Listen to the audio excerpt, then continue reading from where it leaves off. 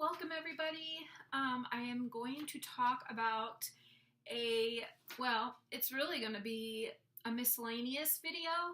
As you can see on the board behind me, we are going to talk about we're going to answer common questions. I am going to be using this pamphlet made from Health Education Associates, and this is it's www.healthed.cc.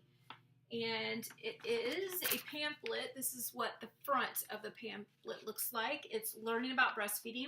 We're going to start with, how can I tell if my baby is getting enough?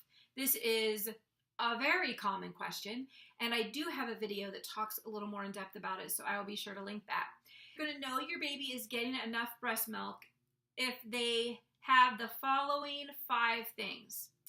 First, they're going to at least have 4 bowel movements every day after the 4th day of life. What I'm going to say on that is by the 4th, I'm actually going to go a little higher than that. By the 5th and 6th day of life, they should be going through 5 to 6 diapers a day. 2 or 3 of those should be stool. And a stool is considered a good stool if they have at least the size of a quarter, or I'm going to say like a dollar, I would say. Anything that size and above is a good, you can say that was a stool. If it's anything less than that, then it really wouldn't be. I go into this in much greater depth in another video, so I don't want to spend a lot of time.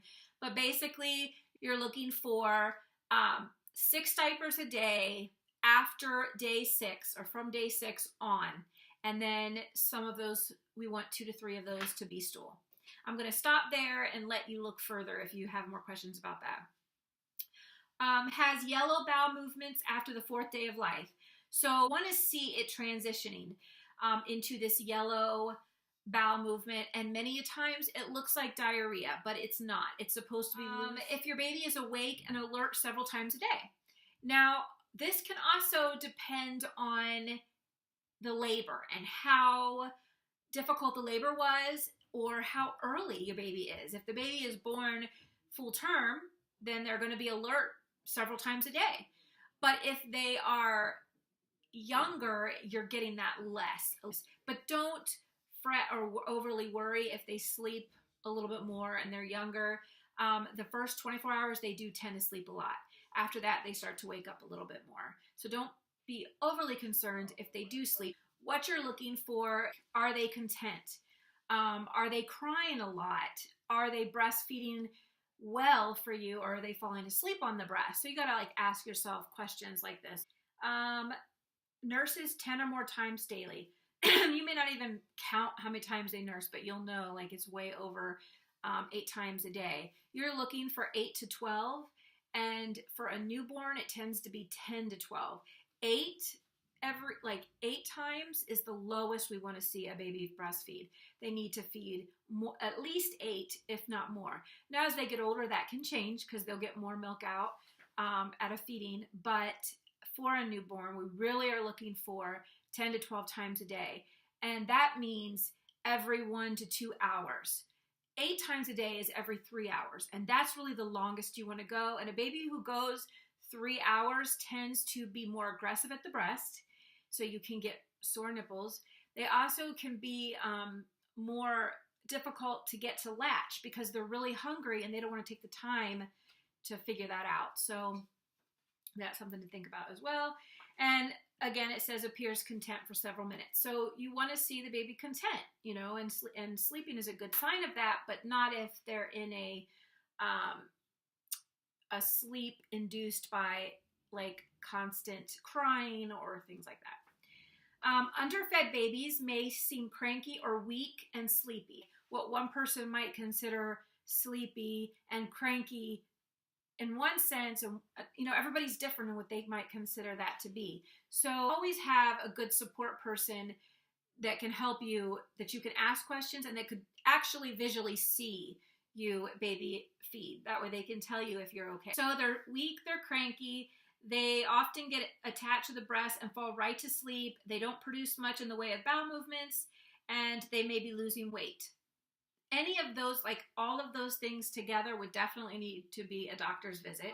Babies should be at or above their birth weight by 2 weeks of age. So once they're 2 weeks, they should be their birth weight. So let's say they're born at 7 pounds. When they go home, they're under 7 pounds, but by 2 weeks old, we want them to be back at that 7 pounds. And your pediatric care provider will plot your baby on a growth chart to monitor growth. Call your baby's doctor if you're concerned about growth. So anytime you're concerned, it's good to call your doctor.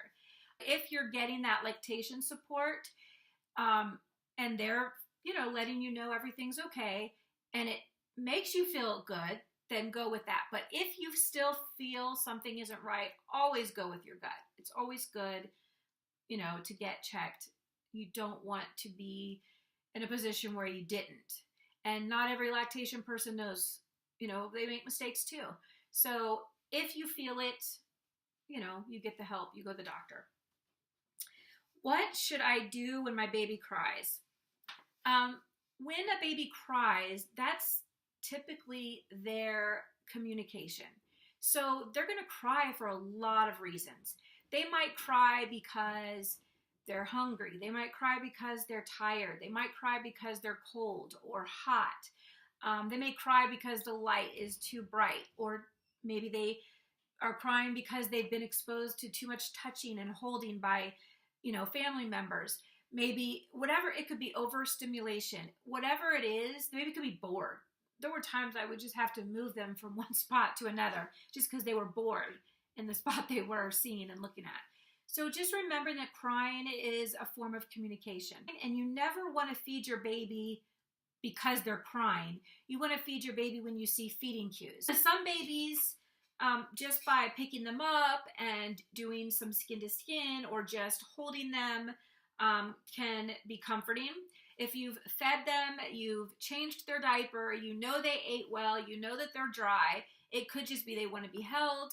It could be sometimes just wrapping them really good and tight helps. They don't always like their hands to be moving around. And then other babies like their hands to be moving around. They don't like being tight. So you have to try different things. And usually by about 2 weeks, you as a mom, you get to know your baby. You get to figure out why they're crying and what their cries are for. Is this a pain cry? Is this a hungry cry? That kind of thing. So if you've fed them, you've changed them, you've wrapped them or unwrapped them or whatever, and you just feel like, okay, I don't know what's wrong, you can put them to the breast to soothe them. Many times just being on the breast soothes them. It's a security for them. Sucking is a security. If you're going to use a pacifier, you can use a pacifier to calm them, but you don't want to leave it in their mouth for the whole time, because then when you go to feed them, first of all, it can keep you from seeing the early feeding cues. Secondly, when you go to feed them and you take out the pacifier and you put them to the breast, they struggle with latching. So try to not feed the baby immediately after you've taken out a pacifier, and try not to leave them sucking on a pacifier the whole time. Let them suck it to calm themselves and then take it out. Babies do something called cluster feeding, and that's when they feed a lot in a certain period of time and then they sleep longer. And that's why we've kind of gotten away from saying feed them every 1 hour or every 2 hours. We've gotten away from that because it isn't about when they feed, it's about how many times they feed. So if your baby, as long as your baby's feeding 10 to 12 times a day, you don't need to worry about how long they're sleeping.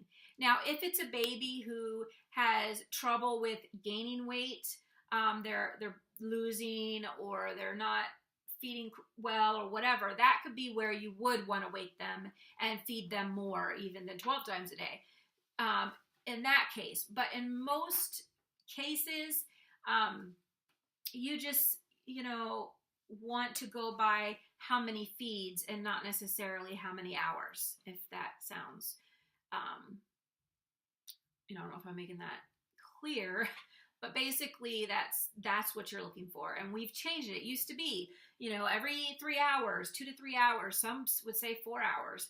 And then they would say, feed them on one side 15 minutes, the other side 15 minutes, and whatever. Now it's feed them whenever they want to feed, and you don't need to wake them if they are waking normally and getting their feeds. And also let them feed as long as they want on one breast before you switch them to the other side. In the beginning, those first 2 weeks, you want to get them eating on both sides, but don't time it. Just let them feed. When they stop and let go, you can move them to the other side. You can continue to rotate back and forth. That's fine. So cluster feeding is very common. I remember my daughter would start to feed at like around 5, and she wouldn't stop till literally, sometimes it was almost like 11. But then she would sleep from 11 to 7 in the morning or 8 in the morning. So that was a little bit older, but babies sometimes will do that. They'll cluster feed. Let your baby lead in the feeds.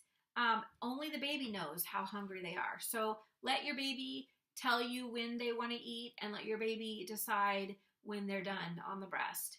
Again, if the baby isn't gaining well and their birth weight is really low and they're very sleepy, then that's a whole different, but we're talking about a baby, just a full term, normal case, if there is such a thing. Why do women stop breastfeeding?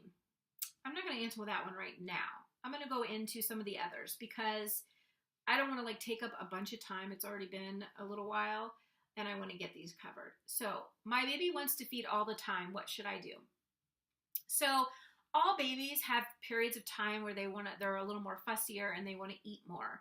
And typically by 2 weeks old, starting at 2 weeks old, the baby tends to go through growth spurts. And it usually lasts about 24 hours. Let me see if they say any longer. It's about 24 hours. And sometimes what I've noticed is it can start like 3 p.m. Monday and go until like 3 p.m. Tuesday. So it feels like 2 days for you, but it really is not. It's a 24-hour period. It's a growth spurt. They are trying to increase their milk supply. They've even studied that the baby feels a little bit of pain. Probably not a whole lot, but they say you can, give them a little bit of Tylenol or Motrin if you so choose, or you could just do some massaging and lots of breastfeeding. Even when your breast is empty, that's actually really good because it lets the body know the baby wants more. And you don't want to give a bottle at those points because that's when the baby's telling the body, I'm growing and I want more. So that is very common. Again, let them feed as much and as often as they want. It will get better, and you just have to, if you have people around, you just have to say, we're having a bad day. This is a bad day for the baby, whatever, because it's normal and it will happen. And you even have kids at 3 and 4 years old that do the same thing, that have been overstimulated and they're going through little growth spurts and they're a little more cranky during that time. But if you've noticed that your baby seems to be very cranky and uncomfortable for a long period of time, then you might want to take them to the doctor or again call a lactation consultant and be seen. Will frequent nursing spoil the baby? In no way would I ever worry about spoiling the baby when you're breastfeeding, because your biggest thing is you want to make sure you have enough milk to feed the baby. So let them feed as much as they want. You are not spoiling them. There will come a time when you will teach them that I cannot be there at every, you cannot be held every minute and so forth. But in the beginning, if babies have to cry to get attention, they become more of criers every time they need something. And the number one cause of that is when babies are fed only when they cry. So feeding your baby before they cry teaches the baby they don't have to cry to get what they want. So you could have a baby who cries less because you're able to kind of foresee what the baby needs before the baby starts crying. There will come a time when the baby's crying and you can't get to them, and that's fine.